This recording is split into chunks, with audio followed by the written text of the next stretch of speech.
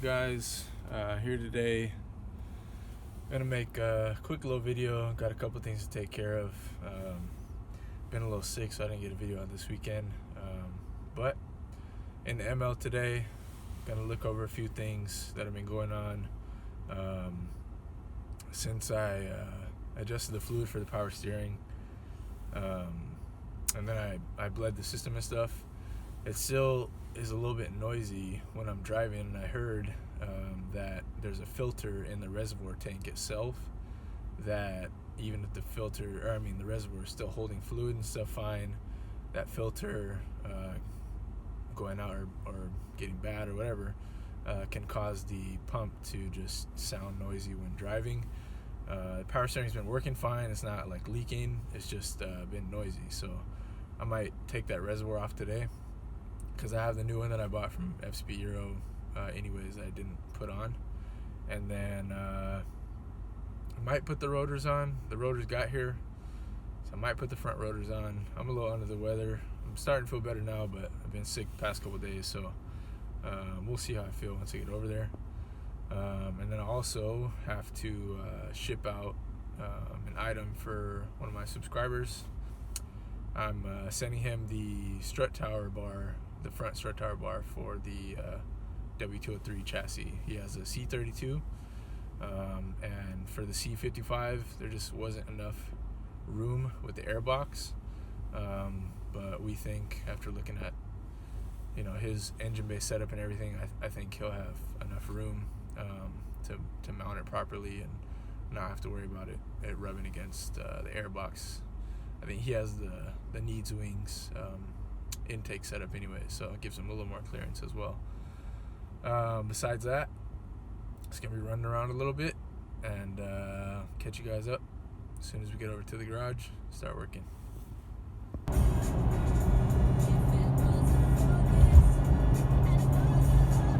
Alright, just picked up our shipping supplies, and now I'm going to library to print out shipping label, and then I'll be to the garage and ready to start taking care of this reservoir. Don't know if you guys can hear it right now, but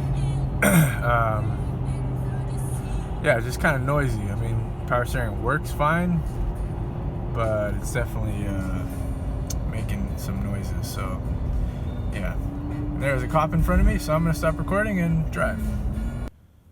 Alright, strut brace is ready to be shipped. Shout out again to Steve, subscriber of the channel. Alright, back to the ML55. So a couple things that got deleted from last video that I wanted to include were the tires and some other little things that I'll talk about. So first off, the tires that I got, they are Goodyear, I forget what they're called, Wrangler SRA. I got them for discount. They were about $650 out the door. That's with like the little certificates and everything, yada yada.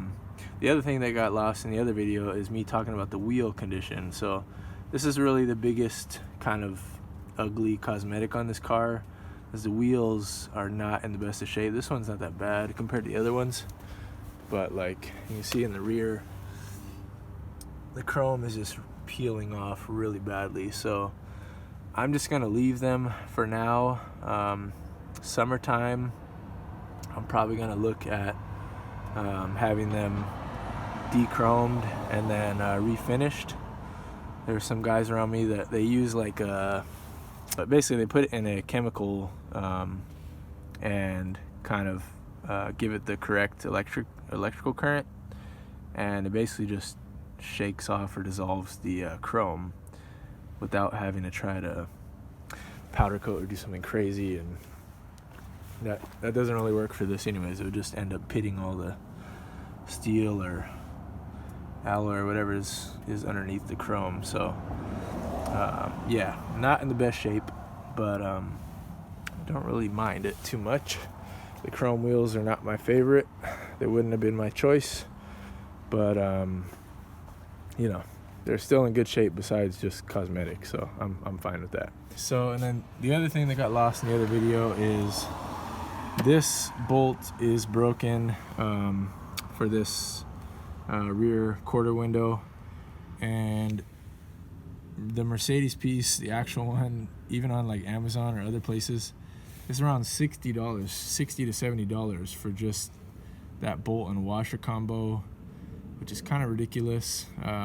So the guy before me said that he tried to kind of do it himself, found a bolt that fit, but it really doesn't seem like it's fitting great, or at least not securing the window down as well as it could be. It's not letting any water in or anything, but the gap is definitely not what it should be. You can kind of tell the difference looking at just from there to there. So I'm gonna have to try to figure out a fix for that. Something new that arrived. So I guess on the MLs, it's a pretty common issue to have the drainage port for the A pillar that goes down. It comes out actually through the fender. I guess it's pretty common to have either the hose detach from the female end on the bottom, or the hose gets brittle. So mine detached from the bottom, and I'm not going to be able to show you guys. I couldn't even actually see it. I just had to feel my way through it. But basically, if you take down this kick panel on the bottom, up here, kind of you feel around past the emergency brake pedal and just up there top left, you'll be able to feel where the female end meets the hose that comes down from the A pillar. And I could tell just as soon as I reached my hand up in there, the hose was obviously not in the female end. And no matter what I did, I was trying to reconnect it, but it just seemed like the hose was a little too short. And it's probably because it's dried up enough over time that it's kind of lost a little bit of length. So I basically I got lucky and I had like a little plastic, I don't even know what to call it, kind of like a long tubular plastic washer, and it just happened to fit the hose perfectly and still had enough surface area on the inner side to still allow water to escape.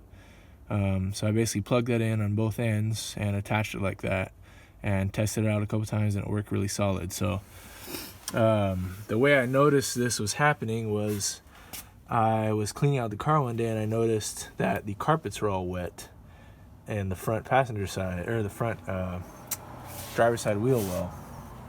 And I was like, oh, that's weird. So I dried it all off, and then a few days later, after it had been sitting again when it was raining, got back in the car and it was soaking wet again. So I was like, okay, this is weird. This is not normal. So it's got to be either leaking from the bottom or something. So then I started researching it, and turns out it's a pretty common problem. So that's a fix for that.